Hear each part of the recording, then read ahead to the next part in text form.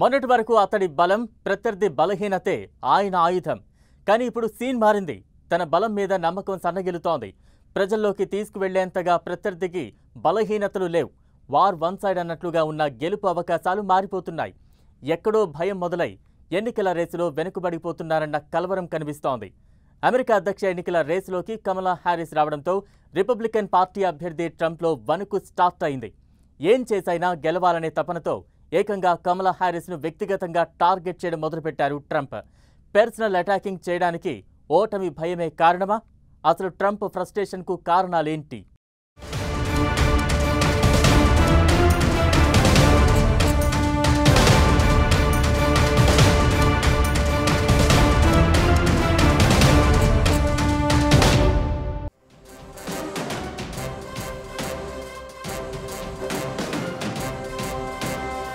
కమలా రేసులోకి రావడంతో ట్రంప్లో భయం.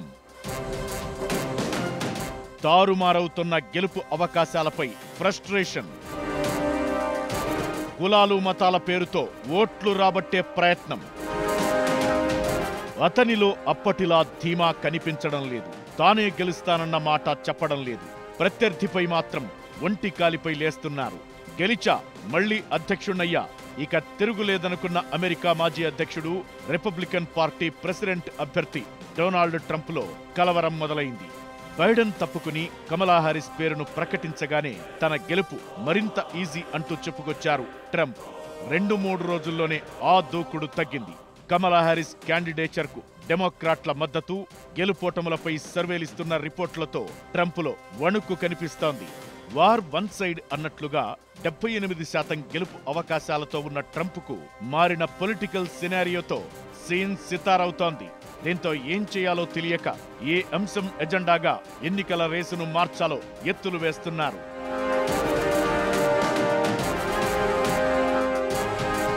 Joe Biden president రేసులో ఉన్నంత కాలం ట్రంప్ గెలుపు ఈజీ అని అమెరికన్లే కాదు, ప్రపంచ దేశాల ప్రజలు కూడా భావించారు. ట్రంప్ కూడా వారం రోజుల క్రితం వరకు అదే ధీమాతో కనిపించారు. దానికి సానుభూతి తోడైంది. ప్రచారంలో ట్రంప్పై కాల్పులతో ఆయనకు ప్రజాదరణ మరింత పెరిగింది. తన మీద దాడి జరిగిన వెంటనే ట్రంప్ వ్యవహరించిన తీరు కూడా అందరినీ ఆకట్టుకుంది. కాల్పులతో ఒక్కసారిగా టెన్షన్ పడ్డ ట్రంప్ వెంటనే తేరుకుని పిడికిలి బిగించి ఫైట్ ఫైట్ అంటూ స్లోగన్స్ ఇచ్చి అమెరికన్లను ఆకట్టుకోగలిగారు. సోషల్ మీడియాలో ఆయనే ట్రెండింగ్ లో ఉంటూ వచ్చారు. ఆ తరువాతే యుఎస్ రాజకీయాల్లో అసలు స్టోరీ మొదలైంది. జో బైడెన్ ప్రెసిడెంట్ రేసు నుంచి తప్పుకుని కమలా హారిస్ పేరును ప్రకటించారు. అప్పుడు కూడా ట్రంప్లో ధీమా తగ్గలేదు. ఆ తరువాత రోజులు గడిచిన కొద్దీ ట్రంప్ డీలా పడుతున్నారు.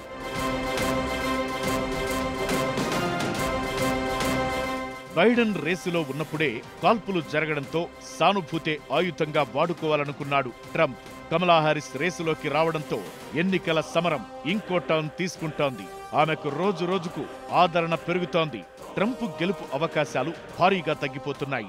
78% ఉన్న ట్రంప్ గెలుపు అంచనాలు 49% తగ్గాయి. ఇప్పటికీ 1-2% ఓట్ల తేడాతో ట్రంపే ఆధిక్యంలో ఉన్నప్పటికీ అతనికి కమలా హారిస్ గట్టి పోటీ ఇస్తున్నారనే విషయం మాత్రం స్పష్టమవుతోంది.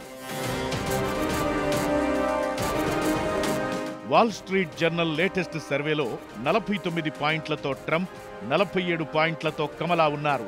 ఇద్దరి మధ్య నెక్ టు నెక్ ఫైట్ ఉంది. న్యూయార్క్ టైమ్స్ పోల్లో ఇద్దరి మధ్య హోరాహోరీ పోటీ ఉంది. కమలాకు 47% ఓటర్ల మద్దతు, ట్రంప్కు 48% ఓటర్ల మద్దతు ఉన్నట్లు తెలుస్తోంది. జూలై మొదట్లో ఉన్న పబ్లిక్ పల్స్ను బట్టి చూస్తే అప్పటికీ ఇప్పటికీ డెమోక్రాట్లకు ఆదరణ పెరిగింది. నెల క్రితం న్యూయార్క్ టైమ్స్ పోల్లో నల్లజాతి ఓటర్ల నుంచి బైడెన్కు 59% మంది మద్దతు ఉండగా ప్రస్తుతం కమలా హారిస్కు నల్లజాతి ఓటర్ల మద్దతు 69%కి పెరిగిందని అంచనా.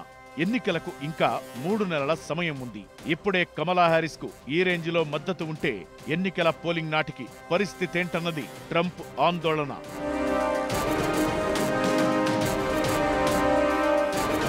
అందుకే కమలా హారిస్ పై పర్సనల్ అటాకింగ్ మొదలుపెట్టారు ట్రంప్.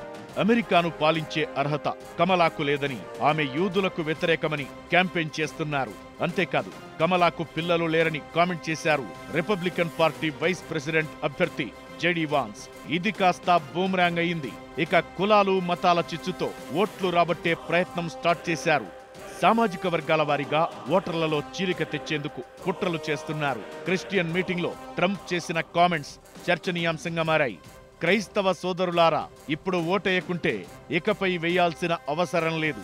ఓ క్రిస్టియన్గా మిమ్మల్ని ప్రేమిస్తున్నాను, మీరు బయటకొచ్చి ఓటు వేయాలంటూ అభ్యర్థించారు. ఇలా ట్రంప్ వ్యవహార శైలిలో, ప్రచార తీరులో మార్పు వచ్చేసింది. దీనంతటికీ ఎన్నికల ప్రీపోల్ సర్వేలేనని, కమలా హారిస్ తనకు గట్టి పోటీదారని భావించే ఇలా బిహేవ్ చేస్తున్నారని అంటున్నారు political experts. We must win this election. ఇదే ఇప్పుడు కమలా హారిస్ నినాదం. గెలవగలిగే శక్తి, గెలిపించగలిగే శక్తి కూడా ఆమెనన్నది డెమోక్రటిక్ పార్టీ నమ్మకం. అభ్యర్థిత్వంతోనే చరిత్ర సృష్టించిన కమలా హారిసే గెలిస్తే కూడా సంచలనమే. భారతీయ మూలాలున్న వ్యక్తి అగ్రరాజ్యాన్ని ఏలడం ఖాయమేనా? అధ్యక్షురాలిగా ఎన్నికై ఆమె వైట్ హౌస్లో అడుగుపెట్టడం ఖాయమా? అయితే విజయానికి కమలా హారిస్ ఎంత దూరంలో ఉన్నారు?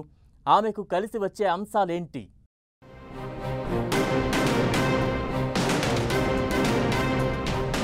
వారం రోజుల్లోనే ఎన్నికల రేసును మార్చేసిన హారిస్ యుఎస్ పాలిటిక్స్ లో గేమ్ చేంజర్ గా లేడీ పొలిటికల్ స్టార్. కమలాపై నమ్మకం, భరోసా పెట్టుకున్న డెమోక్రాట్లు. ఇప్పుడు ఆమె అవసరం డెమోక్రాట్లకే కాదు, అమెరికన్లకు కూడా ముఖ్యం. ట్రంప్కు ప్రత్యామ్నాయమే లేదు, అతనే దిక్కనుకున్న సమయంలో అటు అగ్రరాజ్య ప్రజల్లో ఇటు డెమోక్రాట్లలో భరోసా కల్పించి నిలిచి గెలిచేందుకు సిద్ధమయ్యారు కమలా హారిస్. తానే ఒక ఆయుధమై, తానే ఓ నినాదమై యుఎస్ అధ్యక్ష ఎన్నికల రేసును నడిపిస్తున్నారు. ఇప్పటికీ ఆమె ఏ స్టేట్లో ప్రచారం చేయడం లేదు. తానే అధ్యక్ష అభ్యర్థిని అని కూడా నిన్న మొన్నటి వరకు కూడా చెప్పుకోలేదు. కానీ ఆమె సెంట్రిక్ గానే అగ్రరాజ్యం పాలిటిక్స్ నడుస్తున్నాయి. ఇదే ఇప్పుడు ట్రంప్కు నచ్చడం లేదు.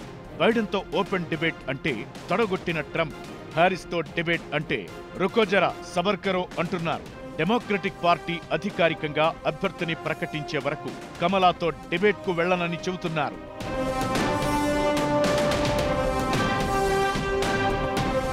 అగ్రరాజ్యం పాలిటిక్స్ లో లేడీ పొలిటికల్ సూపర్ స్టార్ గా ఉన్న కమలా హారిస్ కు బ్యాడ్ నేమ్ ఏం లేదు. ట్రంప్ తో పోలిస్తే ఆమె కాంట్రవర్సీ క్యాండిడేట్ కూడా కాదు. కొన్ని ఇష్యూస్ లో ఆమె స్పందించిన తీరును తప్పుబట్టడమే తప్ప ప్రజల పట్ల ప్రభుత్వ నిర్ణయాల విషయంలో దూకుడుగా, దురుసుగా ప్రవర్తించలేదు కమలా హారిస్. వైస్ ప్రెసిడెంట్ గా జో బైడెన్ కు అండాదండగా ఉండి కరోనా లాంటి మహమ్మారిని ఎదుర్కోవడంలో ఆమెది కీలక పాత్ర. అయితే మీడియాలో కమలా హారిస్ కు పెద్దగా ఎక్స్పోజర్ లేదు. అదే ఆమెకు మైనస్ తప్ప పెద్దగా వ్యతిరేక అంశాలేం లేవు. ఇప్పుడు అధ్యక్ష రేసులోకి వచ్చాక కమలా హారిస్ ట్రెండ్ సెట్టర్ గా, talk of the American politics గా మారిపోయారు. ట్రంప్ కంటే కూడా కమలా హారిస్ మెరుగైనటువంటి అభ్యర్థిగా కనపడుతున్నారు. దానికి ప్రధానమైనటువంటి కారణం ట్రంప్ వివాదాస్పదమైనటువంటి వ్యక్తిగా ఉండటం, దుందుడుకు స్వభావం కలిగినటువంటి వ్యక్తిగా ఉండటం, లైంగిక ఆరోపణలు ఎదుర్కొంటున్నటువంటి వ్యక్తిగా ఉండటంతో లాటిన్ అమెరికన్ మూలాలు ఉన్నటువంటి యువ ఓటర్లలో కూడా కమలా హారిస్కి పెద్ద ఎత్తున మద్దతు దొరుకుతుంది.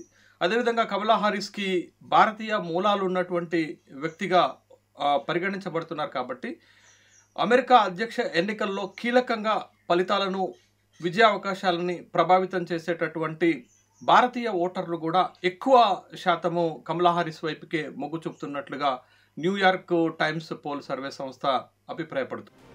కమలా హారిసే డెమోక్రాట్ల అధ్యక్ష అభ్యర్థి. అగ్రనేతల నుంచి పార్టీ ప్రతినిధుల వరకు అందరూ ఆమెకు మద్దతు పలికారు. అధికారికంగా ప్రకటించడమే ఆలస్యముంది. ఆగస్టులో 3 రోజుల పాటు జరగనున్న డెమోక్రాట్ల సమావేశంలో కమలా హారిస్ ను ప్రెసిడెంట్ క్యాండిడేట్ గా అనౌన్స్ చేయనున్నారు. అప్పటి నుంచి ఆమె అసలైన పోరు మొదలుపెట్టే అవకాశముంది.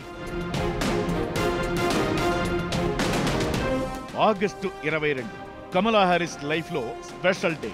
డగ్లస్ ఎం హాఫ్ తో ఆమె పెండ్లి జరిగిన రోజు. డెమోక్రాట్ల సమావేశాలు ముగిసేది ఆ రోజే. ఆమెను పార్టీ తరపున అధ్యక్ష అభ్యర్థిగా అదే రోజు ప్రకటించి వెడ్డింగ్ యానివర్సరీ గిఫ్ట్ ఇచ్చేందుకు డెమోక్రాట్లు రెడీ అయ్యారు.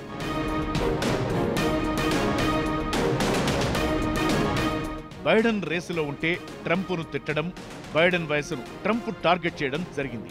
కానీ మానవ హక్కుల పోరాట నేపథ్యంతో వచ్చిన కమలా హ్యారిస్ ప్రైమరీ మీటింగ్స్ లోనే ప్రజల మెప్పు పొందేలా మాట్లాడుతున్నారు.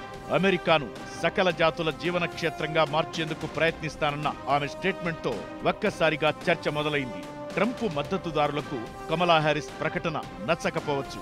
కానీ ఆ ఒక్క మాటతో అమెరికన్లు ఇతర దేశాల నుంచి వచ్చి అమెరికాలో సెటిల్ అయిన ప్రజల హృదయాల్లో చోటు సంపాదించుకునే ప్రయత్నం చేశారు. అందుకే ఆమెకు సర్వేల్లో మద్దతు పెరుగుతూ వస్తున్నట్లు కనిపిస్తోంది.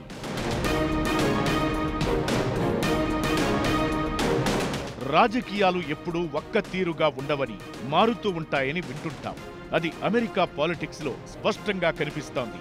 బైడెన్ రేసులో ఉన్నప్పుడు సంక్షోభంలో ఉన్న డెమోక్రాట్ల భవిష్యత్ను గెలుపు దిశగా నడిపిస్తున్నారు హ్యారిస్. ట్రంప్ను ఓడించి ఆమె అధ్యక్షురాలైతే వేరే లెవెల్ ఉండబోతోంది. డెమోక్రటిక్ పార్టీలో తిరుగులేని నాయకురాలిగా భారత మూలాలున్న వ్యక్తి అగ్రరాజ్యాన్ని ఏలుతున్న రికార్డును ఆమె సొంతం చేసుకోనున్నారు.